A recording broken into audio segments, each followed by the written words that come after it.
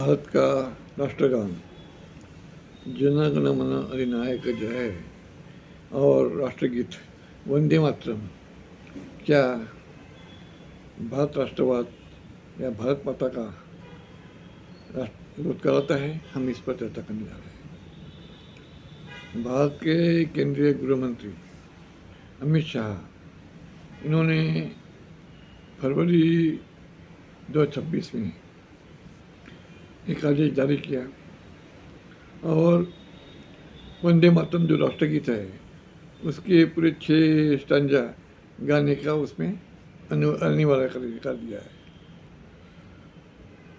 6 छंदों को गाना होने के कारण चर्चा भी विवाद को भी जन्म दिया है। इसके पहले कांग्रेस सरकार थी, उन्होंने 2 छंदों को ही स्वीकृति दी थी और वंदे मातरम यह गीत राष्ट्रगीत बना है। तो सबसे पहले वंदे मातरम 28 दिसंबर 1896 को कलकत्ता कांग्रेस अधिवेशन में वो गाया गया। 2 ही स्टैंजा गाया गया और 2 छंदों को गाने के बाद बाकी जो 4 छंद है उसको उन्होंने स्वीकृति नहीं दी। उसके भी कुछ कारण रहे हैं और उस जमाने में वंदे मातरम ये आज़ादी का नारा भी रहा। सुभाष चंद्र बोस इन्होंने जय हिंद का नारा दिया। ये जो वंदे मातरम जो गीत है, राष्ट्रीय गीत है, वो बंकिम चंद्र चटर्जी या चट्टोपाध्याय इन्होंने लिखा है, रचित इनकी वो रचना है। उन्होंने 1875 को उनकी जो वंग पत्रिका उसको छपाया था और बाद में 1887 में आनंद मठ ये उनके उपन्यास है, उसमें उसको प्रकाशित किया। अभी ये वंदे मातरम के बारे में बड़ा विवाद भी रहा है और आनंद मठ के उपन्यास के बारे में 1857 में वो आनंद मठ पे आने के बाद में और उसके साथ ही रविन्द्रनाथ टैगोर इन्होंने जन गण मन अधिनायक जय 1911 में लिखा और उसको राष्ट्रगान करके मान्यता मिली। 24 जनवरी 1950 को उसको राष्ट्रगान करके मान्यता मिली और वंदे मातरम को राष्ट्रगीत करके मान्यता मिली। राष्ट्रगान यानी नेशनल एंथम और राष्ट्रगीत यानी नेशनल सॉन्ग। अभी जन गण मन अधिनायक जय ये जो राष्ट्रगान है या वंदे मातरम ये राष्ट्रगीत है, इसके जो विवाद के पहलू है उस पर भी हम चर्चा करने जा रहे हैं। स्वतंत्र भारत का राष्ट्रगान नेशनल एंथम जन गण मन अधिनायक जय है, यह पुल्लिंग भाव को बोध कराता है और वंदे मातरम यह स्त्रीलिंग का भाव बोध कराता है और दोनों भी एक पुल्लिंग है एक स्त्रीलिंग है, तो दोनों का परस्पर भाव विरोध उनको दिखाई देता है। लेकिन राष्ट्रगान में अधिनायक यह शब्द आता है। जन गण मन अधिनायक जय, अधिनायक यह शब्द आता है। उसे जय अधिनायक का जय हो। अधिनायक का मतलब होता है शासक, सर्वोच्च नेता, हुकुमशाह। तो ये उन्होंने उस गीत में किसकी जय किया है, अधिनायक कौन है, यह बड़ा विवाद का विषय रहा है। स्वतंत्र भारत का संविधान 26 जनवरी 1950 को लागू हुआ।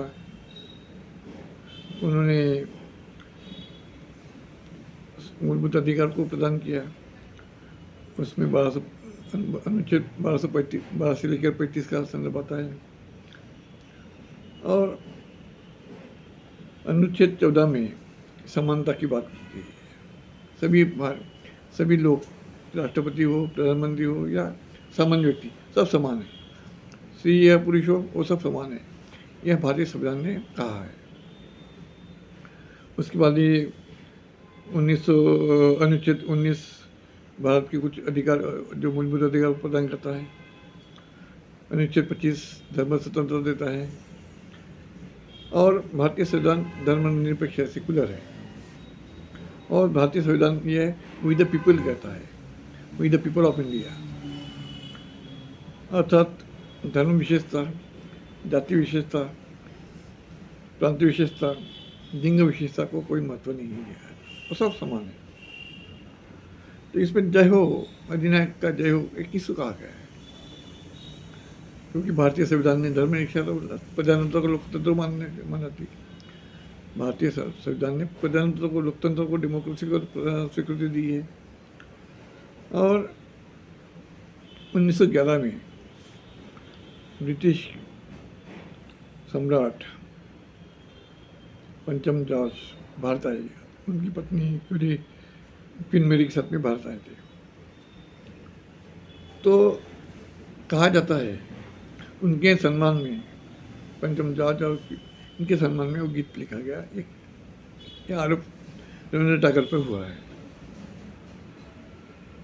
और बाद में 1915 में उन्हें ब्रिटिश सरकार ने नाइटहुड या सर की उपाधि दी रविंद्रनाथ टैगोर को।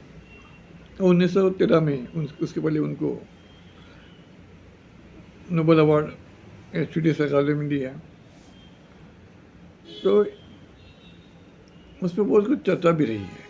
उसका रविंद्रनाथ टैगोर ने खंडन किया है। पर अधिनायक ये शब्द बड़ा महत्व है कि भारत में प्रजातंत्र है और भारतीय संविधान है सेकुलर है। तो ये और भारत में प्रजातंत्र है, तो ये कौन, अधिनायक कौन है? ये प्रश्न हमें हमेशा एक प्रश्न रहा है। मैं रविंद्रनाथ टैगोर इनकी बहुत सी प्रेमिका रही है, जिसमें उनकी जो खुद की भाभी कादम्बरी, वो भी उनकी प्रेमिका रही। बाद साथ में मुंबई की अन्नपूर्णा खुद भी उनकी प्रेमिका रही। अर्जेंटीना की पत्रकार विक्टोरिया ओलंपो भी उनकी प्रेमिका रही। बाद में उन्होंने शादी किया और अन्नपूर्णा देवी उसकी पत्नी रही। तो शादी होने के बाद उसकी जो भाभी, जो उसकी प्रेमिका थी, वो आहत हुई और उन्होंने आत्महत्या की। तो अम्मी, और दूसरी बात जो सरला देवी थी, वो उनकी भांजी थी रविंद्रनाथ टैगोर की। उनसे मोहनदास गांधी के प्रेम करते। हमें उससे पर्सनल बातों में चर्चा नहीं करेंगे, लेकिन प्रेम का उनके प्रेम है, ये उनके व्यक्तिगत विशेष कर रहे हैं, हम उस पर चर्चा नहीं करेंगे, उसको हम विराम देंगे। बंकिम चंद्र चटर्जी, इन्होंने वंदे मातरम 1857 में आनंद पे प्रकाशित किया। और वंदे मातरम में गीत देशभक्ति का प्रतीक है या वंदे मातरम देशभक्ति का प्रतीक है, ये हमारा सामने प्रश्न है। 2 छंदों को उस टाइम में कांग्रेस ने अधिवेशन में गाया गया, आज 6 छंदों को गाने की अनिवार्य कर दिया। तो वो कांग्रेस ने 4 छंदों को क्यों नहीं लिया? अब ये भी प्रश्न आ रहा है। जो आनंद मठ है, धर्म संघर्ष का प्रतीक, धर्म संघर्ष को बढ़ावा देने वाला उपन्यास कहा जाता है। और ये वंदे मातरम भी, वंदे मातरम क्या भारत माता का गीत है? जबकि वो जो वंदे मातरम में दुर्गा देवी के सुंदरता की बखान करता है। और उनके छंद 4 से लेकर 6, उसमें शांति हिंसा दिखाई देती नहीं, और हिंसा का प्रेरणा देती है। उसमें साथ ही दुर्गा देवी को सभी जो क्रिश्चियन है, वो मुस्लिम है, बुद्ध है, उसको कैसे स्वीकार करेंगे? क्योंकि भारत का संविधान धर्मनिरपेक्ष सेकुलर है। तो दुर्गा देवी की हम कैसी वो गायन करेंगे? ये भी हमारे सामने प्रश्न है। तो ये धर्म युद्ध या धर्म संघर्ष यहाँ दिखाई देता है। टालने के लिए वो उसको 4 छंदों को कांग्रेस ने टाला। उस टाइम में आज़ादी का लहर थी और आज़ादी पाना था, तो ये धर्म संघर्ष को टालने की कोशिश हुई। लेकिन बंकिम चंद्र चट्टोपाध्याय इन्होंने ये वंदे मातरम लिखकर इस धर्म संघर्ष को बढ़ावा दिया।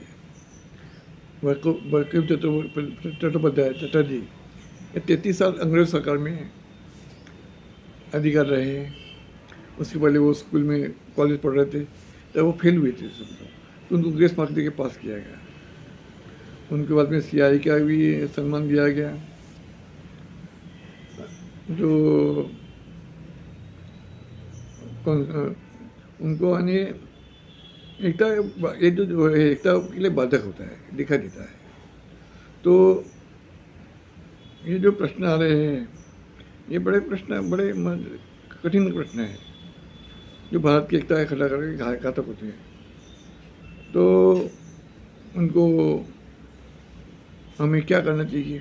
भारतीय एकता खड़ा को हानि पहुँचनी चाहिए, या ये जो वंदे मातरम हम अन्य धर्मों पर लादना चाहिए? ये भी प्रश्न आ रहा है। भारतीय संविधान में सर्वोच्च न्यायालय क्या भारतीय संविधान को स्वीकृति देगा? ये भी हमारे सामने है, प्रश्न है। और भारतीय संविधान ये धर्मनिरपेक्ष है, सेकुलर है, और अगर सेकुलर है और अन्य व्यक्ति के ऊपर वो लादा जाता है वंदे मातरम, तो इस पर PIL दाखिल होगी सुप्रीम कोर्ट में, या स्वयं होकर सुप्रीम कोर्ट PIL दाखिल करेगी, या सुप्रीम कोर्ट अपनी वाइडॉक भूमिका निभाएंगी? ये भी प्रश्न आ रहा है। भारत के जो 326 सांसद और 14 मुख्यमंत्री गुनहगारी खितने से जुड़े हैं, ऐसा भी आरोप हो रहा है। और विरोधी नेता राहुल गांधी ये हिंदू संघता है, धर्मवाद की ओर बढ़ता है, और ये लोग देशों पर शासन कर रहे हैं, जो हमारे लिए बड़ा घातक विषय है। यहाँ विद्वान, होशियार, नीतिगत मानने वालों की अभाव है राजनीति में। अतः भारत की अर्थनीति, सुनीति बड़े चिंता का विषय है। तथाकथित नेताओं के अदूरदर्शी राजनीति गतिराधि के कारण भारत को आज़ादी 1945 को पहले ही मिली होती, 2-3 साल देर से मिली, जो हमारे लिए चिंता का विषय है। और इन लोगों को एक अवार्ड भी दिया गया है ब्रिटिश